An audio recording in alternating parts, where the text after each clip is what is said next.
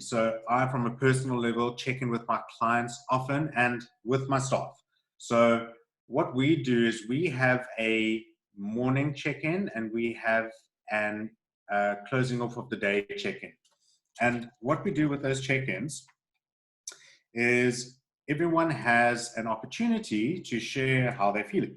So there are 5 questions which everyone needs to respond to. One is, how am I feeling today?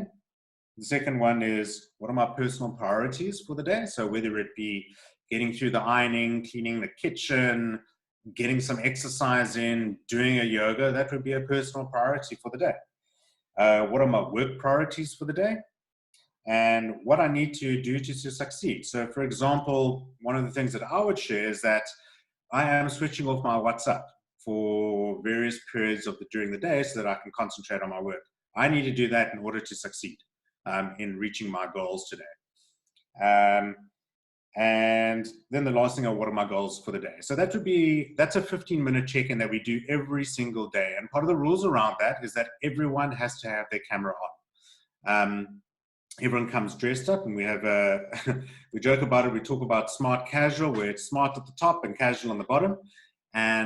But everyone needs to be able to see each other so that you can have that connection already. It's too easy to put your camera off and then fade into the background. At the end of the day, we do another check-in and we do a closeout. And it's really 2 things that we ask each other, or 2 things that we do. One is, did we achieve our goals today? Which for me has been around helping to keep everyone accountable to what they are putting down in order to achieve. And then the last thing is that we share a moment of gratitude with another team member. So I will say to one of my junior project managers, Janae, thank you so much for getting that call report out in record time. I really appreciate it. It's helped me a lot in being able to move on to the next step. So each one of us goes around and is able to do that. And like I said, being transparent, I can't stress it enough. There's no need to try and hide anything. To be vulnerable with staff, I have found, has helped staff to be vulnerable with me as well. And like I said, we're all in it together. There is, as soon as if I start hiding things, then I'm putting up a facade which is not realistic and not authentic and not true. And I found having an attitude of abundance. So sharing the information that I am privy to. So because I have the privilege of being part of EO, there's a wonderful information that I have access to, and I share that with the staff as well, reports that come out. I set up a WhatsApp group, something called Kasi Needs and Leads, which is really for township entrepreneurs, and it's open for anyone to join. And on that, I post information around how to access SME funds. All the other people on there share information that they have. And now's really not the time to hold anything close to your chest. Now's the time for me, I believe, is to live with an attitude of abundance. And then the other thing is just to find time to laugh. We've got to laugh. So at the end of every week, the other thing that I didn't mention is that on a Monday, Wednesday, and a Friday, we do a dress up when we do our check-in. So it's a theme. So Monday would be like a Mexican day. Each staff member has a chance to ask to decide what they want to do. So Monday would be one theme, Wednesday is another theme, and Friday is another theme. And then Friday, 4 o'clock, we shut down. We have drinks. We have virtual drinks, and we sit and we connect and we talk shit, basically, and really just try and have some fun and laughs. The second practical C is client support. And this I found was quite a hard thing to start getting going and getting those cogs of those wheels going, particularly with the team. And it's around making sure that we stay connected with our clients and also our community.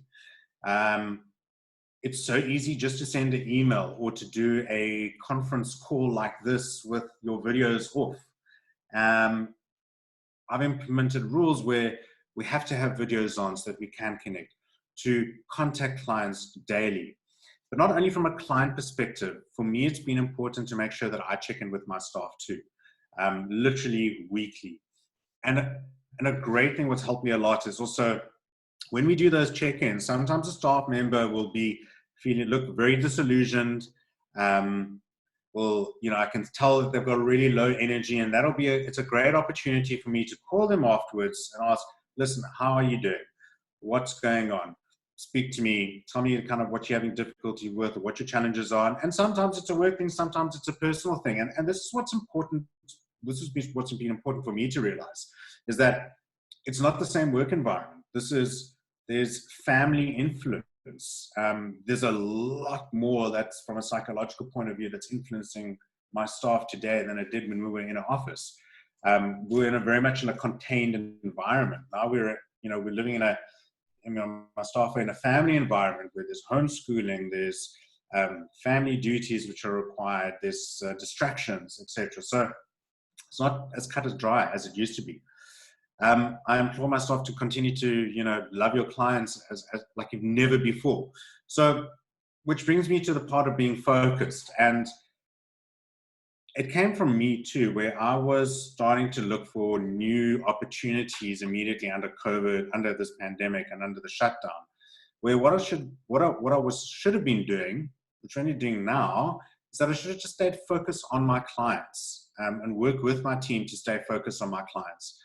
Our clients have been with us for a long time. We need to make sure that we provide them with the best possible support they can get. They're going through the same thing as what we're going through. The same emotions, the same fears, the same deliverables. They've got targets too from a business perspective. And we need to show them as much love like we've never shown them before. And also find some time to laugh and have humor with them. So it's something now that I do with my staff as opposed to driving them to do it. And that for me talks back to trying to take the lead in it and work together on it. Something obviously that I just want to mention that came up is that clients are also expecting to want more for less, and it's something that we've had to look at and look to compromise. We've pushed our suppliers and stretched them and asked them for compromises. We've had to look at starting to do the same thing, so at least we can get some kind of business and continue with income. Then there's a great opportunity that I found to clean up and catch up. And, even in our 5 years, there's still certain things that we haven't written down or haven't gotten down. And this has been a great opportunity for me to really involve staff in it and really get their input on it. So what standard operating procedures have worked? What do we need to implement now? So it's been quite interesting to see how everyone has been experiencing working remotely in a different way. And then there's been a lot of similarities too. One of the things is that we need to look at our new HR policies, revise agreements. But again, what's really, I find has helped me keep the staff motivated and involved, because sometimes there are days that it's quiet. Sometimes, our clients are just we're not the only ones that are on their radar. There's a lot of other things that are going on, and we might present something and then still wait for feedback, and there's downtime. So this is where, I try to get the staff involved and we have these conversations, and it just helps keep kind of spirits and momentum up. And the feedback that I get from them is that they feel like they're very much involved in the recovery, the growth, the sustainability of the business, and it becomes far more personal as opposed to just a job. Cash. Can't stress this enough, and I'm sure you have heard this from every single webinar or speaker out there, but cash has just been king and is king. Sorry, and it's really must has been the fuel that is going to keep our battle plan alive. And I've had to. We took some very, very drastic and stern approaches to cash. And again, it's something that I have shared with the staff and try to share with them far ahead as possible. So I've been as transparent as is humanly possible, or actually completely transparent on the state of our cash flow and how that affects them and the decisions that we've made. So,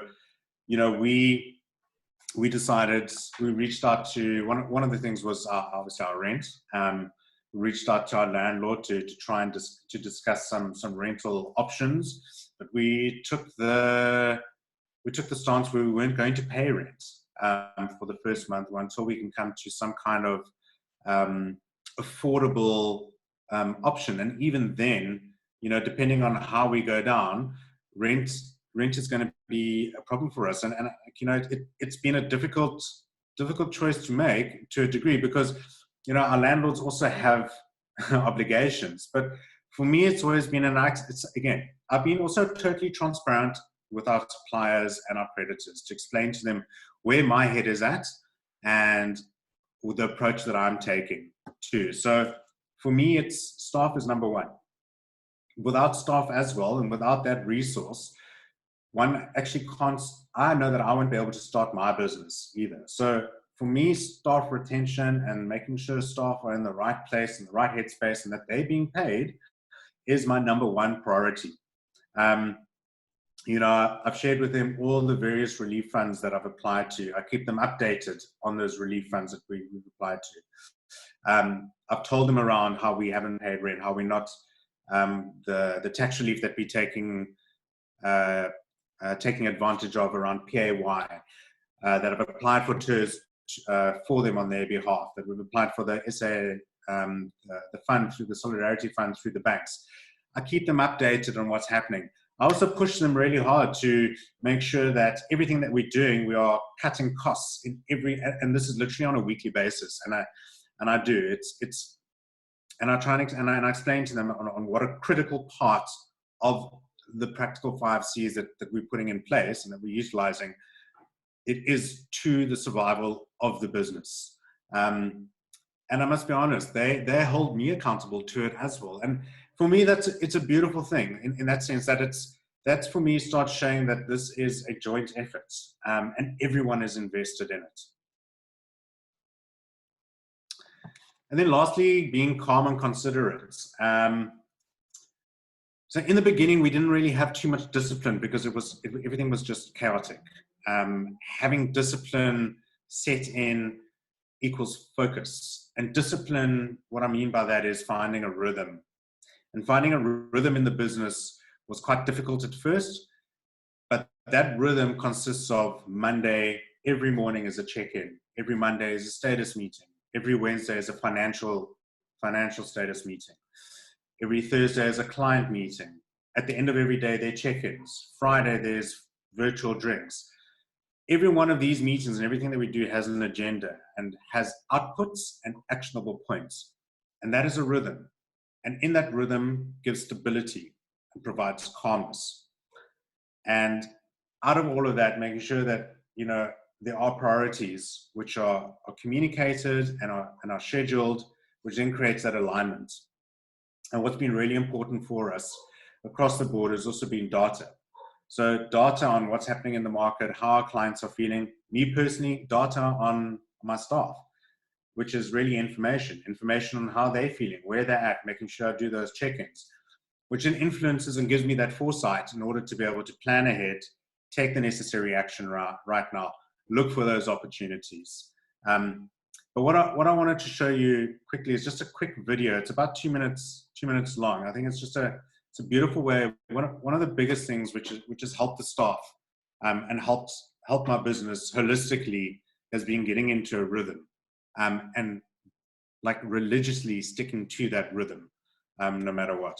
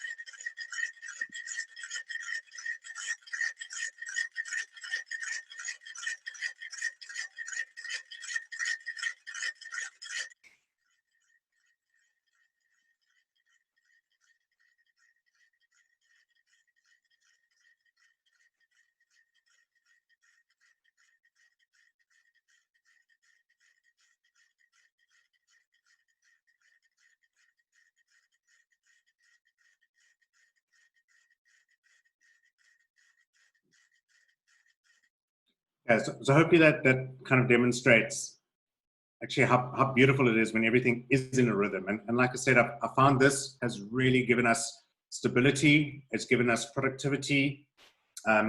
It's given us a little bit of just like some calmness as well within the business, particularly around a very uncertain time. And lastly, it really is about the people. And for me, it's really important to make sure that we also allow the staff the space that they need. I'm very clear with them on what is expected. As much as I have the period of uncertainty and not knowing which is the right direction to go in and what is the right decision to make, my staff goes through exactly the same emotions and the same feelings. And it's up to me to make sure that I can explain to them what is expected. And it's not really about a monologue, but more around a dialogue too. Making sure that they have the right tools and resources to do the job and the opportunity to do what they do best. And what's also been interesting is that in this process, sometimes I found that the people that have been in the current positions actually tend to work better in a different position. And I've had to move some people around and take on different responsibilities in this new working environment. And that's okay. You know, I always try to have like a very black and white approach. And I come from a very traditional agency structure. That doesn't work anymore. And I've had to try and look at new ways to enable my staff to be as productive as possible, and be able to give them the opportunity to contribute to the best of their ability. And like I said, just making sure, you know, you have the right people in the right places. And I can't stress enough around kind of recognition and encouragement is so important, particularly not seeing people at the moment going through those certain times. I always equate it to like my little boy. I know that it's important for me to tell him how proud I am of him, of the things that he does, and you know what an impact that makes. And I take that same approach with my staff to tell them, no matter how small it is, that they're doing a good job, that they're doing well, they're doing the best that they can under this current circumstances. I haven't stopped things like personal growth and personal development and appraisals. So we've gone through appraisals right now under lockdown. And for me, that's kept some kind of normality as well. So not to try change, just because we're in lockdown doesn't mean things change. Just because we're working remotely doesn't mean that these kind of things fall away. So those performance reviews we've gone through in the past month, and they count just as much as what we would when we were all in the office together. And for me, making sure that trying to get all co-workers to cooperate with each other and know that everyone can rely and count on each other. So in summary, really, some of my biggest learnings and some of the things that, you know, besides those 5 C's, which has helped me a lot applying that, my top focus points have been around communication and really being completely transparent and open with my staff around, like I said, where I'm at as well, personally.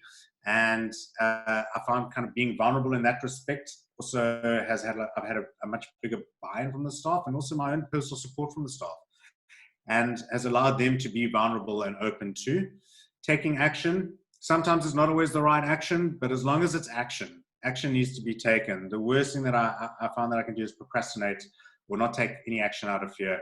Making sure that my priorities are correct, which gives me the focus and gives the staff the focus. And rhythm. I've seen it. When we don't have that rhythm, or when things start falling apart, it's because we are not staying disciplined and we don't have that rhythm going within the business. And most importantly, we've got to laugh. Laugh just releases the tension, find the humor. So one thing I actually also do is every morning I send out a lockdown laugh, which is just a funny meme or a little video, and then a piece of lockdown inspiration. And that goes out to the group every single day, just to try and put a smile on the face in the morning and get a little bit of inspiration before we get going. So that's the end of my presentation, and I hope it's been helpful. It's certainly some of the things that I've tried through some trial and failure, and it does still keep evolving. But these are some of the things that are working for me at the moment to help flatten that slump of the staff around our current new normal. Thanks. Daniel, thanks. Wow, the way you just shared how you've adapted yourself and your team and your business in terms of these incredibly challenging times you've really like blown me away. I found that a lot of what you've shared just resonates, and I hope the group that's listening has gained from what you've shared, and how communication is really key, and how one needs to adapt in order to evolve and thrive in this kind of times, in these times. So can we open up to questions from everyone? If you just want to post anything, thoughts, questions in the chat box, then Daniel can respond. Do you want me to respond to these? Or yeah. Let me just see.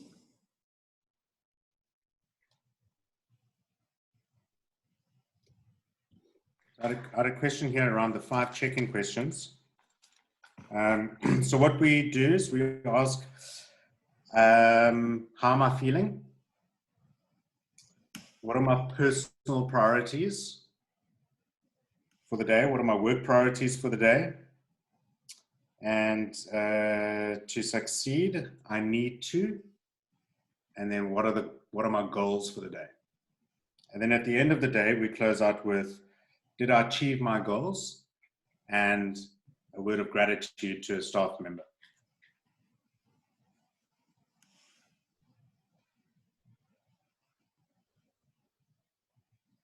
Someone asked if you could send the lockdown laugh to her as well.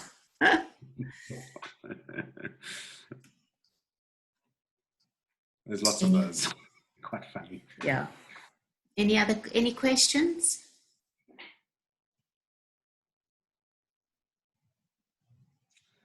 There's a question to get copy. Yeah, I'm happy to share the copy of the presentation. Absolutely. Okay, great. So I'll share, sorry, I only pressed record halfway through, so I'll send what I recorded and then Daniel's presentation.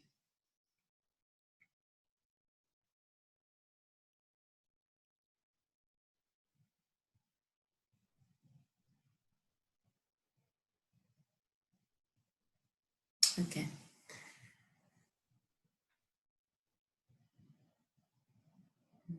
Here's a comment from Di. Very challenging when you freelance and there are no funds to dip into.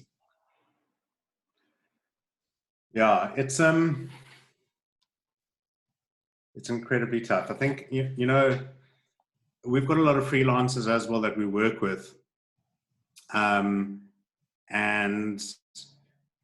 sure, the way that some of them have been surviving is literally trying to do collaborative work, and I, you know, that's also, it's also an angle that we've looked at, because look, we've also got very limited funds that are available. I mean, I've already implemented salary cuts. My staff is already, we're on a 15% salary cut, and I'm on a 25% salary cut, and we've been looking to what I call friends and family within the industry to do collaborative, some collaborative opportunities that come up. And yeah, it's incredibly tough, because also there is no government support if you are a freelancer whatsoever. I mean, the government support currently, I mean, when it first came out, it was so confusing. I mean, I applied for SME funding. Literally when it got launched, I applied for it the next day, and there's still been nothing that's kind of come from it. But I think, you know, as a freelancer, and like I said, we do work with some of the freelancers, is really just to continue to keep yourself top of mind, keep reaching out to agencies and people, and just making sure that people are aware of what you're doing, and that you are available. I mean, some of our freelancers also working with us on COVID rates. And, you know, I've also been very open with them, saying, look, this I can pay for some of this presentation work or some of this proactive work for our current clients. This I can't pay for. I don't have the money, but we will pay for it, and I will I will pay you should we land the business and get the sign off on it. So it really is, it's a big time of negotiation at the moment. Nothing is cut and dry or black and white. Yeah, I mean, it really is just making sure, and like I said, it's just to continue to take action. You know, I find just from a personal perspective, if I don't take action, I start sliding into a depression around my business. And like, even if it's not the right action, as long as it's something.